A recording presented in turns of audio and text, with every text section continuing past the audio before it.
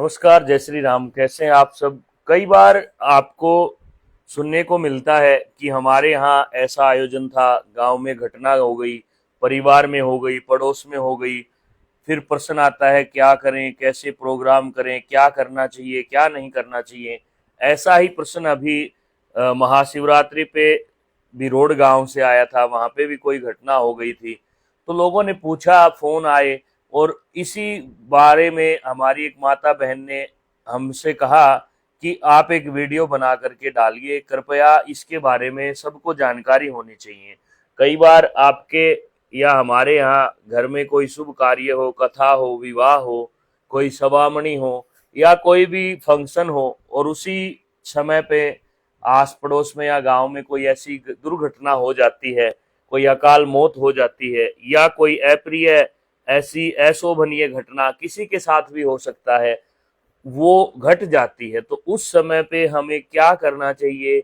अब किसी ने कहा कि आप दाह संस्कार से पहले पूजन करें, नहीं तो ऐसा हो जाएगा, धरती दागी जाएगी, धरती का दाग हो जाता है। कई प्रकार की बातें निकल के आती हैं।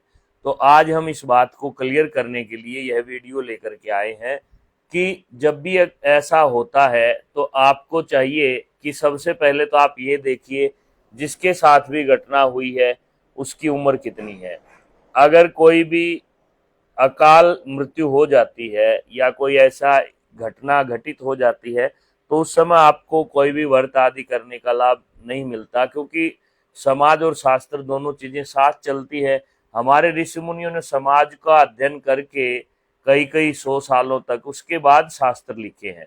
तो शास्त्र यही कहता है कि समाज से ही शास्त्र बनता है। अतः अगर कोई भी अप्रिय घटना हो जाती है तो आपको व्रत आदि अगर आप उस दिन करते हैं तो उसको छोड़ देना चाहिए, या उस व्रत का जो फल है वह उस आत्मा को दे देना चाहिए जिसके साथ ये सब हुआ है, कि मैंने जो व्रत किया हुआ है तो यह आज के व्रत का जो पुण्य है यह उनको प्राप्त हो।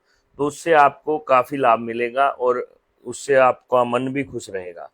दूसरी बात, अगर आपके यहाँ पकवान बना है, कोई भी ऐसी घटना हो जाती है, तो आपको, जैसे विवाह है, जन्म का कोई दिशोठन है या कोई भी पूजन पाठ है, तो वो रुकते नहीं है, करना तो होता ही है। महज आप डीजे न बजाएं, दिखावा न करें, और अगर मंदिर का कोई फंक्शन है तो उसको आप छोटा कर लें।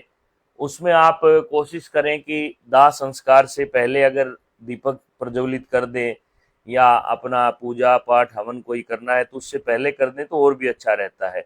और धरती दाह का तो कोई बहुत बड़ा विचार हो जाता है, क्योंकि गांव समाज बहुत बड़ा होता है।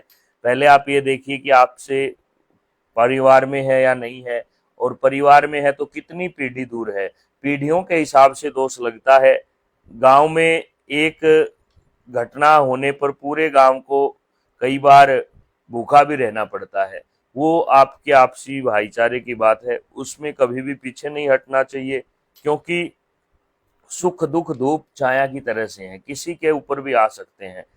लेकिन अगर आप उस दिन कोई भी विशेष कार्य कर रहे हैं तो उसको सूक्ष्म कर दें, दिखावे को काट करके आप अपना जो भी भोजन है, भजन है, वह आप करें, क्योंकि उन चीजों को आप वापस नहीं ले सकते। यही बात ध्यान रखना कि आप जो पुण्य है वह उनको आप समर्पित करें। इससे आपका और परिवार में सब ठीक रहेगा। इस प्रकार से आप कोई भी घटना होने पर ये सब नियम अपनाएं। कोई आपका प्रश्न हो तो आप नीचे कमेंट में छोड़िए। जैसे यह प्रश्न आया तो हमने आपको इस बारे में जानकारी दी। धन्यवाद। जय श्री राम।